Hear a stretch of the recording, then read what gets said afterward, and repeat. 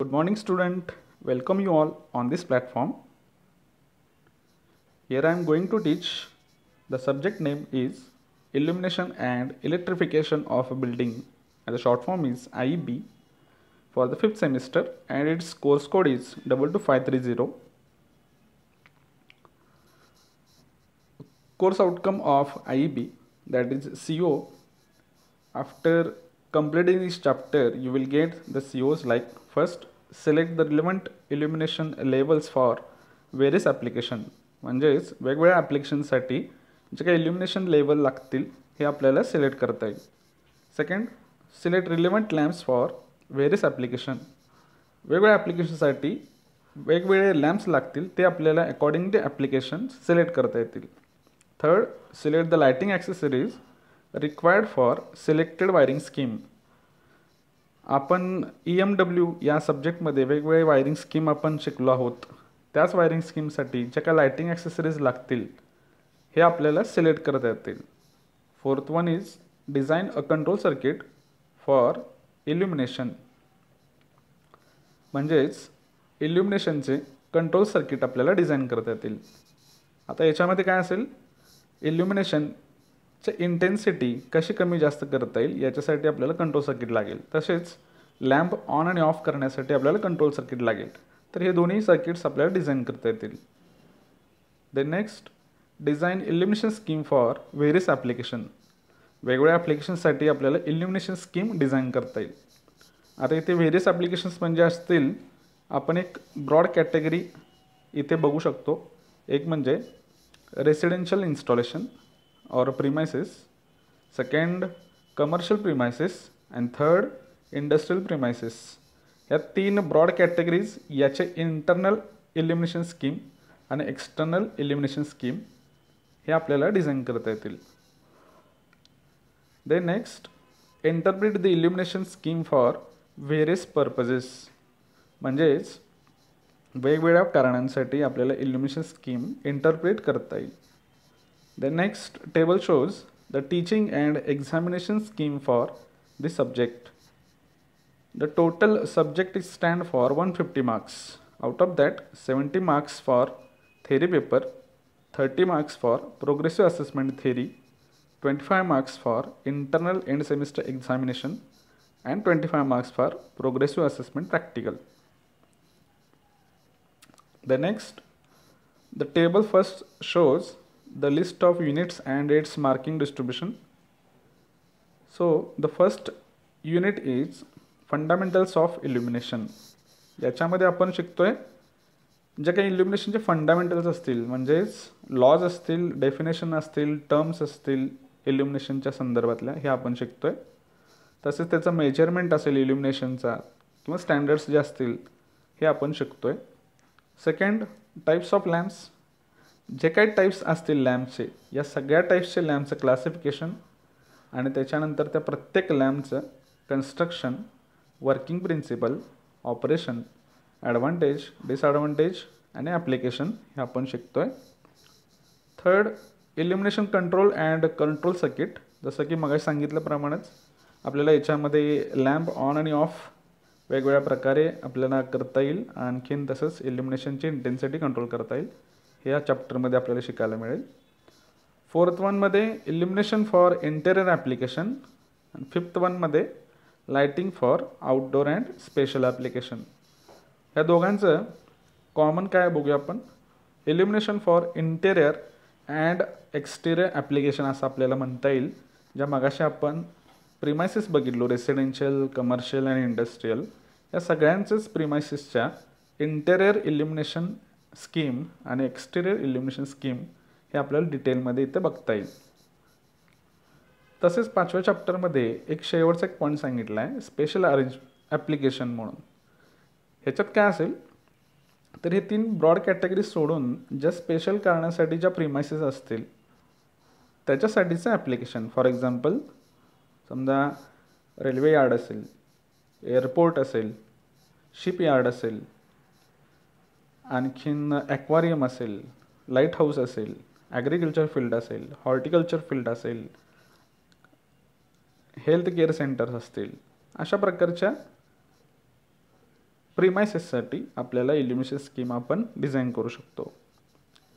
तर त्याच्यानंतरचा next table दाखवतोय first युनिटचा डिटेल सिलेबस. काय ते फक्त बघूया आपण. फंडामेंटल्स ऑफ इल्युमिनेशन आहे पहिल्या चॅप्टरचं नाव. त्याचं डिटेल सब टॉपिक्स किंवा सब पॉईंट्स म्हणूया आपण.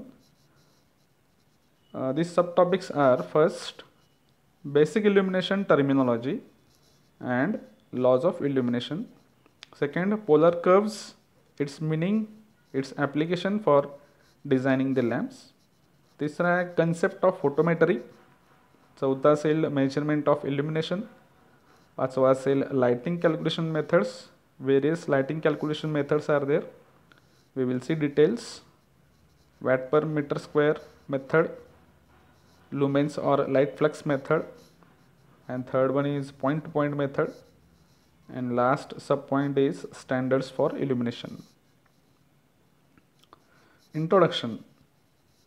What is illumination? Illumination आतापर्यंत सब्जेक्टच्या नावातच त्याने दिले illumination. ते illumination म्हणजे काय थोडक्यात आपण बघूया. तर मराठीत याचा अर्थ शब्दशः जर घ्यायचा झाला तर illuminationचा मराठीत अर्थ असं होऊ शकतो प्रकाशमान. प्रकाशमान हे दोन्ही वेन आपल्याला मिळवता येतं. एक म्हणजे नॅचरल लाईटमधून, दुसरं आर्टिफिशियल लाईटमधून.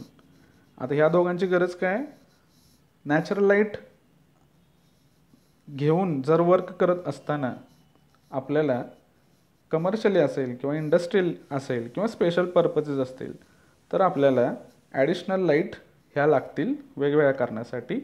म्हणून आपण आर्टिफिशियल लाईट्स यूज करतो विदिन डे लाईट्स और विथ डे लाईट्स. तर यासाठी हा आपल्याला आर्टिफिशियल लाईटकडून आपण इल्युमिनेशन मिळवून घेतो. Second, importance of illumination. थोडंसं इम्पॉर्टन्स बघूया इल्युमिनेशनचं. इल्युमिनेशनला सध्या तरी आपण लाईट असं कन्सिडर करू आणि मग त्याचा इम्पॉर्टन्स बघू. एक इथे इम्पॉर्टन्स सांगत असताना एक तुम्ही ऑब्झर्व केलं आहे का बघा. एक आपण एक्झाम्पल बघूया. ते म्हणजे सपोज आपण सगळ्या परिवाराबरोबर घरामध्ये बसलो आहे काहीतरी वर्क करत आणि थोड्या वेळात संध्याकाळच्या वेळेस लाईट जर गेली तर त्याच्यानंतर जे काही वर्क ज्या प्रत्येकाचं जे चालू होतं ते तिथेच थांबलं आणि त्याच्यानंतर मग काही वेळानंतर पुन्हा लाईट आली आणि त्या लाईट आल्यानंतरचा तो वेळ ती क्षण जर तुम्ही अनुभवला असाल तर ती क्षण थोड्या का सेकंदासाठी होईना प्रत्येकाच्या चेहऱ्यावरती हास्य आणून जातं. म्हणजेच त्या लाईटचं इम्पॉर्टन्स आपल्याला तिथं कळू शकतं. चला तर ठीक आहे, आपण सब्जेक्टकडे वळूया. नीड ऑफ इल्युमिनेशन म्हणजेच याची गरज काय इल्युमिनेशनची. जसं की पूर्ण जगभरात जे काही डे लाईटला असेल, जे काही वर्क चालू आहे प्रत्येक गोष्टीसाठी, तर प्रत्येक गोष्टीच्या वर्कसाठी इंटेरियर असू दे एक्सटेरियर असू दे, शक्यतो इंटेरियरला जास्त, तर आर्टिफिशियल लाईटची गरज ही लागत चालली. म्हणजेच जर वेस्टर्न कंट्री जर बघायची जर झाली तर या इल्युमिनेशनच्या टर्मकडे स्पेशली लक्ष दिलं जाते. तर तोच काय आहे तर आपण बघून घेऊन जाऊ. तर यासाठी थोडेसे उदाहरण मी तुमच्यासमोर मांडतो आहे. पुढची स्लाईड एक पिक्चर दाखवते जी असेल illumination scheme for exterior application residence. इथे आपल्याला असं दिसून येते वेगवेगळ्या लॅम्पचा वापर करून ही रेसिडेन्सी आहे ही कशी दिमाखात उभी राहिली हे आपल्याला इथं दिसून येते. दुसरं आहे exterior application for commercial installation. आता कमर्शियल आहे याचा अर्थ काय झाला, जो कमर्शियली ही बिल्डिंग इतर बिल्डिंगपासून कशी उठावदारपणे दिसून यावी यासाठी लाइटिंगचे अरेंजमेंट करून ही बिल्डिंग कसं वेगळं पण आपल्याला दाखवतं हे आपल्याला दिसतंय. The next exterior application for industry installation. समोर आपल्याला इंडस्ट्री यार्ड दिसतो खूप मोठा आणि याच्यामध्ये वेगवेगळे टॉवर्स आहेत, चिमण्या आहेत. एक स्पेशली लाईटचा टॉवर आहे बघा आणि वेगवेगळ्या कलरच्या लाईटसुद्धा इथं दिसत आहेत. अर्थात ज्या वेगवेगळ्या कलरच्या लाईट्स असतील, फॉर एक्झाम्पल इथं रेड कलरचा लाईटसुद्धा दिसतोय आपल्याला, जो एखाद्या टॉवरची हाईट दाखवण्यासाठी लावण्यात आलेली ती लाईट आहे रेड कलरची. आणि बाकीच्या इतर ज्या लाईट्स असतील, तो यार्ड, तो जो काही एरिया असेल, तो इंडस्ट्री सेक्टर असेल, तो उजळून दाखवण्यासाठी तिथे या लाईट्सचा वापर केला गेला आहे. Then next, extra application for bridge. इथे थोडंसं टुरिझम सेक्टर हा जर लक्षात घेता, एखाद्या देशामधले असेल, एखाद्या गावामधले असेल, तिथली जी काय वास्तू असेल, तिथले शिल्प असतील, तिथले मॉन्युमेंट्स असतील, तिथले स्टॅच्यूज असतील, तर ते कशा पद्धतीनं आपण लाईटच्या सहाय्याने आपण ते इल्युमिनेट करू शकतो, तर त्याचं एक उत्तम उदाहरण आपल्यासमोर दिसतंय. ते म्हणजे एक ब्रिज आहे, त्याला वेगवेगळ्या रंगाच्या लाईट्सने इल्युमिनेट केलं आहे. Then next, exterior application for light house. आपल्या सगळ्यांनाच माहीत आहे, समुद्रमार्गेसुद्धा व्यापार चालतो, वाहतूक चालते, आणि याच जी वाहतूक चालते ती बोटी असतील, जहाज असतील, नौका असतील यांच्यामार्फत चालतो. आणि ह्या सगळ्यांनाच मग दिशादर्शक देण्यासाठी लाईट हाऊसचा सुद्धा वापर केला जातो किंवा गाईड करण्यासाठी. तर या लाईट हाऊसचंच आपल्याला एक पिक्चर समोर दिसतंय. The next, aquarium. आत्तापर्यंत आपण बघत आलो, जे काही इल्युमिनेशन होतं ते एअरच्या कॉन्टॅक्टमध्ये होतं. आत्ताचं जे इल्युमिनेशन असेल हे एका वॉटरच्या आणि वॉटरमधले जे काही सबस्टन्सेस असतील याच्या कॉन्टॅक्टमध्ये येतो आहे. आणि मग ह्याच्यानंतर जे काही वॉटरमधले जे काही सबस्टन्सेस असतील, इथे आपण फिश बघतो आहे, हे कसे ॲट्रॅक्टिव्ह दिसतील यासाठी ही करण्यात आलेली ॲक्वारियम लाईटिंग असेल. Then next, exterior application for agriculture field. तर इथे समोर आपल्याला एक ड्रॅगन फ्रूट याच्यासाठीची शेती केलेली दिसते. ते शेती जी आहे ती ड्रॅगन फ्रूटसाठीची आहे. आणि इथे जर आपल्याला दिसलं, तुम्ही ऑब्झर्व केलं, तर तुम्हाला इथं कळून जाईल की प्रत्येक ट्रीच्या खाली एक एक लॅम्प लावलेत. अर्थात इथं त्याचा रिझन वेगळा आहे. आपला भारत हा कृषी प्रधान देश आहे, बट प्रत्येकाला इल्युमिनेट करायलाच हवं किंवा त्या कारणासाठी करतीलच असं नाही आहे. बट ही ड्रॅगन फ्रूट आहे, जे ईस्टर्न कंट्रीज असतील तिथली एका शेतीची ह्या पिक्चर आहे, ज्याच्यामध्ये इल्युमिनेशनचा यूज केला आहे. नेक्स्ट, हॉर्टिकल्चर फील्ड, ज्याला आपण नर्सरी म्हणू शकतो, ग्रीन हाऊसेस म्हणू शकतो, किंवा तिथं आपण गेलो तर आपल्याला बघायला मिळेल. तर याच्या under this shade, by using this lamp, you can control the temperature of internal substances. म्हणजेच आतले जे काय हवेचं तापमान असेल ते कंट्रोल करण्यासाठी ह्या लॅम्पचा वापर केला गेला आहे. तसंच इल्युमिनेशनसाठी सुद्धा याचा वापर केला आहे. The next, metro station.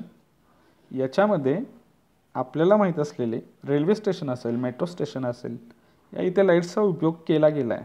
जर आपण ऑब्झर्व केलं तर याच्यामध्ये वेगवेगळ्या रंगाच्या लाईट्ससुद्धा आहेत, ज्या की आपल्याला वेगवेगळ्या कारणांसाठी ह्या लाईट्सचा वापर केला गेला आहे. जो म्हणजे ऑरेंज कलरमध्ये जो दिसतो तो असेल एखादी माहिती तिथे तो दाखवतोय LED च्या स्वरूपात. रेड कलरचा जो लॅम्प दिसतोय तो काहीतरी वॉर्निंग किंवा काहीतरी सिग्नल देतोय. आणि जे काय ब्राईट व्हाईट लाईट दिसते ते इल्युमिनेशन करता वापरण्यात आलेली आहे. म्हणजे प्रत्येक कलरचा मिनिंग इथे वेगळा आहे. The next, external application for advertisements and hoardings. इथे समोर इमारतींवरती भरपूर असे होर्डिंग्स दिसत आहेत. जसे की आपण कुठल्या तरी गावी निघालो असेल किंवा शहरातून निघत असू तर रस्त्याच्या कडेला होर्डिंग्स लावलेले असतात आणि त्या होर्डिंग्सवरती वेगवेगळ्या जाहिराती असतात. अर्थातच आता त्या जसं डिजिटल होत जातील यासाठी सुद्धा इल्युमिनेट करण्याची गरज आहे. आणि तसाच पिक्चर इथं आपल्यासमोर दिसतोय. काही ठिकाणी स्क्रीनसुद्धा लावले असतील, काही ठिकाणी वेगवेगळे कलर्सच्या लाईट्स यूज केले असतील. तर तोच त्या पद्धतीचा एक पिक्चर आपल्यासमोर आहे.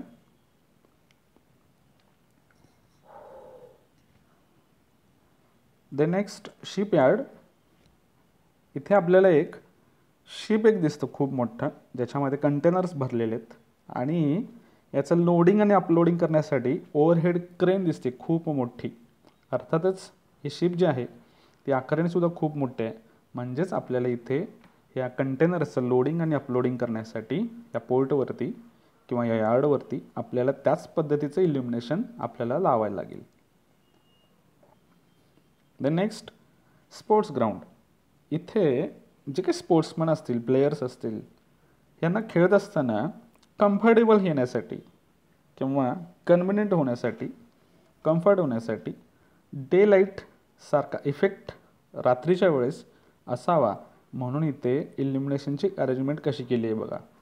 आपल्यालाही माहिती आहे, आपण सगळेजण क्रिकेट बघत असतो, तर जे काही डे नाईट मॅच असेल तर नाईटच्या वेळेससुद्धा आपल्याला तिथे असा फील येतो की तिथे डे लाईटच अवेलेबल आहे अशी. The next, exterior application for again residency. इथे वेगवेगळ्या कलर्सच्या लाईट्सचा यूज करून ही रेसिडेन्सी याचा अट्रॅक्टिव्हनेस कसा वाढवण्यात आला आहे तो बघा. The next, interior application. आता आपण इंटेरियर ॲप्लिकेशनकडे जातो आहे. इथे एक लिव्हिंग रूम दाखवले आणि याच्यामध्ये वेगवेगळे लॅम्प यूज केलेत आणि ह्या लॅम्पचं लाईटिंग स्कीम ही वेगवेगळी आहे. म्हणजेच काही लॅम्प्स आपल्याला समोर दिसत आहेत आणि काही लॅम्प्स आपल्याला दिसत नाही आहेत, बट याचा जे काही उजेड असेल किंवा इल्युमिनेशन असेल हे मात्र आपल्याला दिसतं. म्हणजे प्रत्येकाच्या स्कीम ह्या वेगवेगळ्या आहेत. म्हणजेच एक डायरेक्ट लाईटिंग स्कीम असेल, एक इनडायरेक्ट लाईटिंग स्कीम असेल, काही सेमी डायरेक्ट लाईटिंग स्कीम असतील, काही सेमी इनडायरेक्ट लाईटिंग स्कीम असेल, असंच की जेणेकरून ते लिव्हिंग रूमचा अट्रॅक्टिव्हनेस वाढेल. त्याच्यानंतर कमर्शियल ॲप्लिकेशन आपल्यासमोर दिसतं आहे, शोरूम. आणि याच्यामध्ये म्हणजे काही शोरूममध्ये जे काही गोष्टी असतील, ज्या कारणासाठी हे शोरूम असेल, त्या सगळ्या ऑब्जेक्ट्स ह्या फक्त या कबर्डमध्ये कशा उठून दिसत आहेत हे आपल्याला इथे दिसेल की ज्या प्रकारे आपल्याला इल्युमिनेशन ही स्कीम डिझाईन करायला लागेल. The next, shopping mall. हा एक कमर्शियलचाच भाग आहे. अर्थातच इथे अर्निंग चालू असतं, त्याच पद्धतीनं हे मार्केटिंग स्ट्रॅटेजीज आहेत आणि याच्यासाठी मग खूप सारे लाईट्स की जेणेकरून त्याचा इफेक्ट्स त्या प्रोडक्टवरती वेगवेगळा दिसेल आणि ते प्रोडक्ट्स ॲट्रॅक्टिव्ह दिसतील, जेणेकरून ते लवकर खपल्या जातील किंवा जास्त ॲट्रॅक्ट होऊन काय म्हणूया आपण त्याला, शॉपिंगची तिथे उलाढाल जास्त होऊन जाईल. तर तोच एका शॉपिंग मॉलमधला हा पिक्चर आहे. The next, factory. ही एक असेंब्ली लाईन आहे.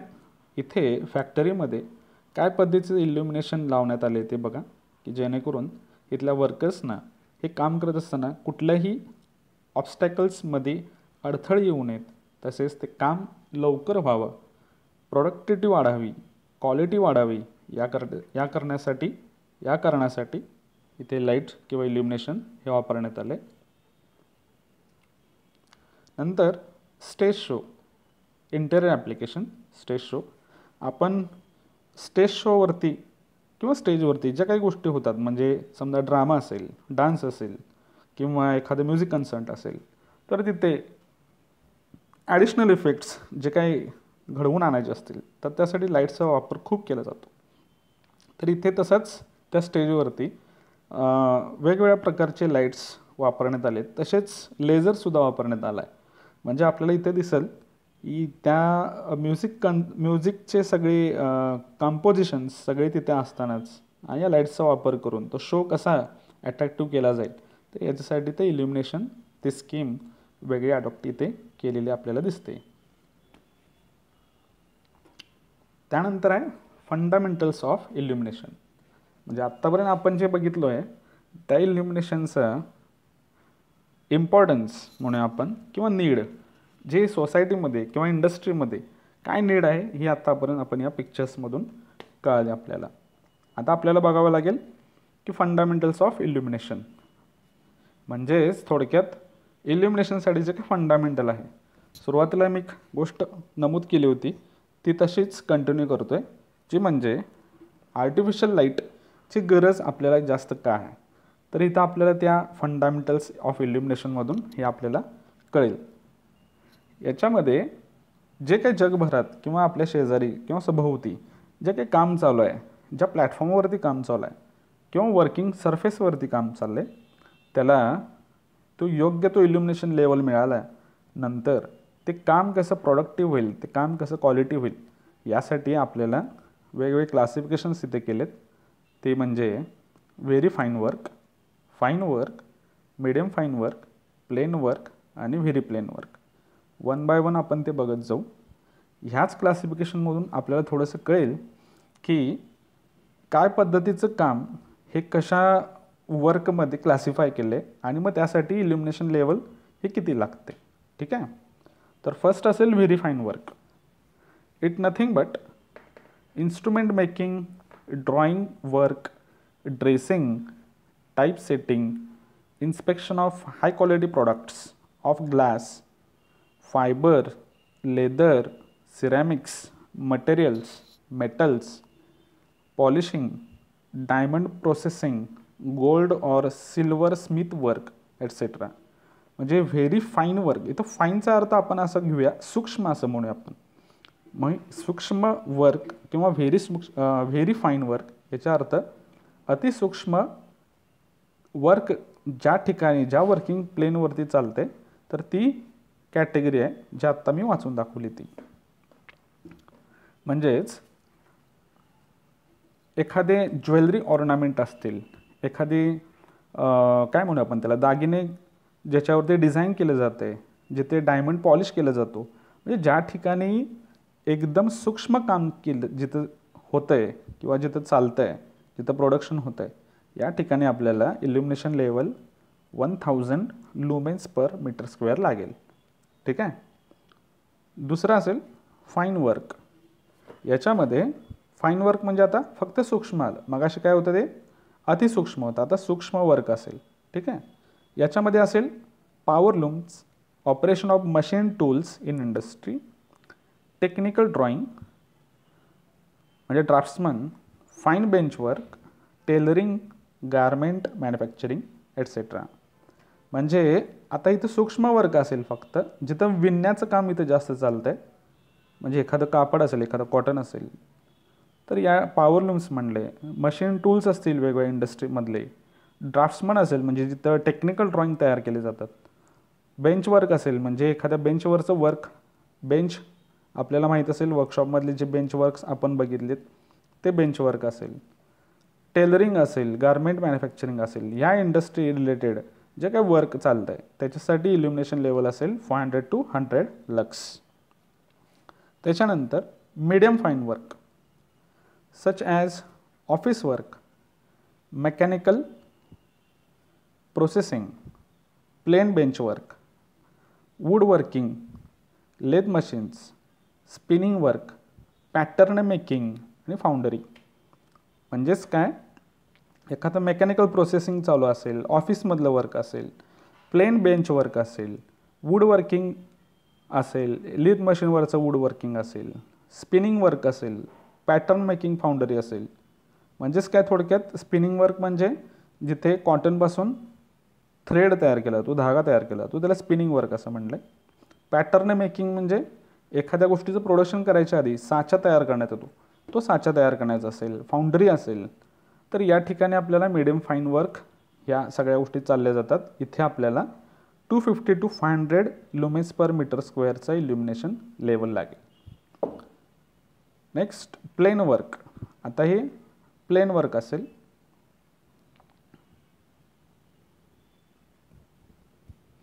इथे असेल सॉ मिल्स. म्हणजे जिथे वूड कटिंग वगैरे केलं जातं त्याला मराठीत आपण वखार असा शब्द वापरतो. सॉ मिल्स. पेपर मिल्स जिथं पेपर तयार करण्यात येतो. त्याच्यानंतर ब्रिक वर्क जिथं ब्रिक म्हणजे वीट तयार करण्याचं काम जिथं केलं जातं मातीपासून ते वर्क. Casting etcetera. इथे 125 to 250 लक्सची रिक्वायर्ड आहे. And then next very plain work. म्हणजेच इथे iron, foundry, loading, unloading in industry, textile and glass industry. This requires the illumination level of 50 to 125 lux. म्हणजे ज्या ठिकाणी वर्क चालतंय जिथं सूक्ष्मपणा काहीच नाही आहे, एकदम प्लेन वर्क आहे, एकदम व्हेरी प्लेन वर्क आहे, जिथे फक्त इल्युमिनेशन हा पुरेसा आहे फक्त तिथला ट्रान्झॅक्शन करण्यासाठी किंवा खालचा जो काय असेल रस्ता असेल तो दिसण्यासाठी. फॉर एक्झाम्पल लोडिंग आणि unloading in industry, iron foundry असेल, टेक्स्टाईल असेल, ग्लास इंडस्ट्री असेल, this requires the illumination level of 50 to 125 lux. म्हणजे जसं व्हेरी फाईनपासून फाईन वर्ककडे आलो, त्यानंतर फाईन वर्कपासून मिडियम फाईन वर्ककडे आलो, त्याच्यानंतर मिडियम फाईन वर्कवरून प्लेन वर्ककडं, तसंच प्लेन वर्कमधून व्हेरी प्लेन वर्ककडं. म्हणजेच अतिसूक्ष्म कामापासून आपण एक सूक्ष्म, त्याच्यानंतर एक फाईन वर्क, त्याच्यानंतर प्लेन आणि त्याच्यानंतर व्हेरी प्लेन, असा तो कॅटेगरी असेंडिंग ऑर्डरकडे जातो आहे. ठीक आहे. म्हणजे तसंच तो 100,000 लक्सवरून 125 to 50 लक्सपर्यंत हा तसाच डिसेंडिंग ऑर्डरला तो लक्स लेवल आपल्याला यूज करता येतं. आता आपल्याला ही तर गोष्ट कळाली की इल्युमिनेशन म्हणजे काय. दुसरी इम्पॉर्टन्स आपल्याला सांगायचं म्हणजेच इल्युमिनेशनच्या बाबतीतला की तो पर्सन असेल, ह्युमन बिईंग असेल, त्याच्यासाठी आपल्याला जर डे लाईट किंवा नॅचरल लाईटमध्येच आपण आर्टिफिशियल लाईटचा यूज करून त्या ह्युमन बिईंगवरती कुठल्याच त्याच्या ह्युमन आयवरती स्ट्रेन न येता जर ती आर्टिफिशियल लाईट जर यूज केली तर त्याच्या वर्कमध्ये, त्याच्या एफिशियन्सीमध्ये ही इम्प्रूवनेस हा दिसून येतो आहे. म्हणजे त्याची एफिशियन्सीसुद्धा वाढेल आणि आपल्याला ते वर्कसुद्धा क्वालिटी मिळेल, लवकर होऊन जाईल, टाईम कन्झ्युमिंग होऊन जाईल. यासाठी हे इल्युमिनेशनच्या वेगवेगळ्या लेवलची गरज आहे, असंही आपल्याला वरच्या क्लासिफिकेशन्समधून असं दिसून येते. ठीक आहे. तर वेस्टर्न कंट्रीजमध्ये समजा एक सिंपल उदाहरण आहे. आता आपण समजा एक नवीन घर बांधलं असू तर इथे आपण काय करणार, इल्युमिनेशन करायच्या वेळेस आपण काय बघणार, किती रूम आहेत, एक किचन आहे समजा, एक हॉल आहे, एक बेडरूम आहे. तिथं आपण कुठलाच लक्स लेवल वगैरे आपण काहीच न बघता एखादा ट्यूब, एखादी LED, एखादा लॅम्प हे आपण लावणार आणि रिकामं होणार. तर ॲक्च्युली ही प्रोसेस करून घेत असताना ज्या आत्ता आपण 3 कॅटेगरीज बघितल्या, फॉर एक्झाम्पल बेडरूम असेल, फॉर एक्झाम्पल किचन असेल, फॉर एक्झाम्पल लिव्हिंग रूम किंवा हॉल असेल, तर या प्रत्येक ठिकाणचं काम हे वेगवेगळं आहे. म्हणजेच त्याच कामाच्या नुसार इल्युमिनेशन लेवल हे खूप वेगवेगळं आहे. म्हणजेच लिव्हिंग हॉल असेल किंवा लिव्हिंग रूम असेल किंवा हॉल असेल, तिथला इल्युमिनेशन लेवल हा खूप वेगळा आहे. बेडरूम असेल तर तिथं डिसेंट इल्युमिनेशन लेवल हवा आहे. किचन असेल तर तिथं तो व्हेरी फाईन वर्कमध्ये तो जातो आहे. म्हणजे तिथं किचनचं काम केलं जातं आहे, अर्थात तिथं इल्युमिनेशन लेवल हे जास्त लागेल. म्हणजेच आपल्याला किचनमध्ये इल्युमिनेशन लेवल थोडंसं जास्त ठेवायला लागेल, हॉलमध्ये थोडंसं त्याच्यापेक्षा कमी ठेवायला लागेल आणि बेडरूममध्ये थोडंसं खूप कमी ठेवायला लागेल. हा असं इल्युमिनेशन लेवल आपल्याला असं बदलत जावं लागेल.